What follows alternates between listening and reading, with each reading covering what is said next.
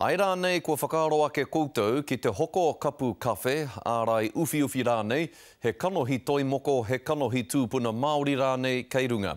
Koera etahi o ngā momo tapu e tāia ana te hoko i runga pai tukutuku i Amerika.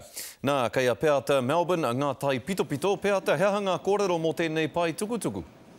O ko fineartamerica.com te ngō te whārangi nai ki te hau i etahi pikitia nā Lindau, nā Goldie, tētahi toimoko, nā mea kāre koe i pirangi te kite, he whare whakaero me etahi atu whakahua ka kite i runga i a Google, ka tahi ka tāngia ki te prai ki te kiriwaia, te ārai uwhi, te taora, te aha rānei. Nā kāre au, e paku mōhio hea te tangata i pirangi ai tētahi rawa pēnei, te ahua engari, te ahua nei, tērā etahi. Kua kōrero rānei koe ki ngā ringa toi nā rātou nei e nei mahi toi i mahi i mua i te tā ngātu ki runga kapu kawhe ārai uwhi rānei? I whai atu au i etahi o nā tangata kua whakarihia ngā mahi a Lindau mā. Engari, te nuinga karekau he nama waia i mera he ingoa hona rānei. Anō reira, i wai atu au ki tētahi kai taurima rongonui no Aotearoa nei a Shane Hanson me taku pātai. Kai hia ia e tau ana i roto i tēnei take. Ko tāna he mahi he mahi toa hoki. Mena kai te hoko atu mo te moni noiho, he mahi tāhai noiho, ko te mahi tika hei tā Hanson me kimi whakaita mai te kai taurima. Hea te whakautua ngā kai whakahaere i te pai tukutuku i tuku pātai koe ki a rātou?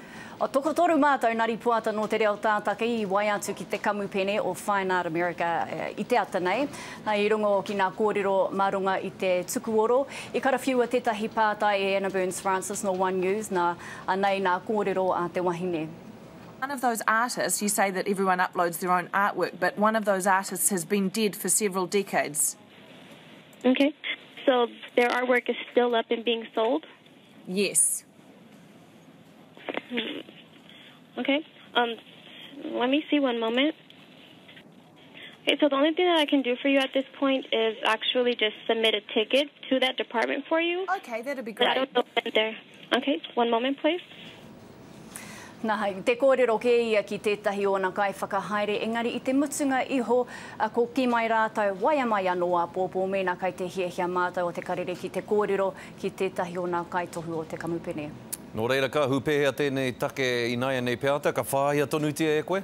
Ai, ka tika ka whaia. Engari, kai tēnā, kai tēnō ngā kai taurima te mana ki te whai tēnei take, ara ki te tono atu ki te kamupene me te tango i nā whakahua, nā kai a rātau tēnā. Engari, ka wai atu au, ka wai atu no mātou ki te kamupene, kia kimi rāno i tētahi kōrero mai nā kai whakahaere. Te ahua nei, kāre he paku aha ki a rātau, o sira ki aua kai taurima, kai te hoko atu iwi nei rawa. Ka rawe peata tēnā koe, kia kaha koe ki te aruaru i tēnei take e hoa, ka pai.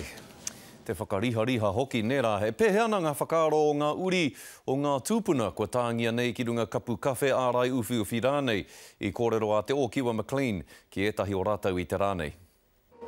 Tērā pea ka kitea e nei tīpuna ki runga ārai uwhi. Kore au whakai kia tūkino ōku tūpuna e ngā taureka nei.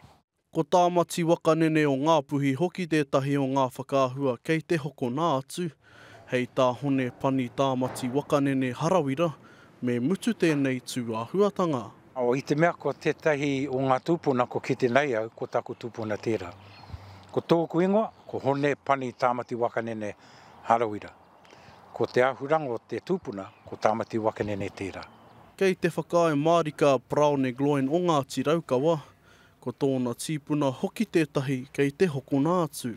E hara i te mea he hou te whakāhua tia o tātou tūpuna ki ngā uta noa nei. Ko Fine Arts America te umanga e hoko atu ana i ngā whakāhua nei, me te aha ko te wahine tapairu nei a te rangi topeora o Raukawa me toa rangatira tētahi kei te hoko ngā atu.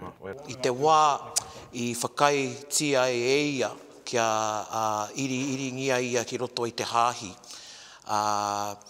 Ko te ingoa i tohu ai e ia hei ingoa tika mōna ko Kuini Wikitoria.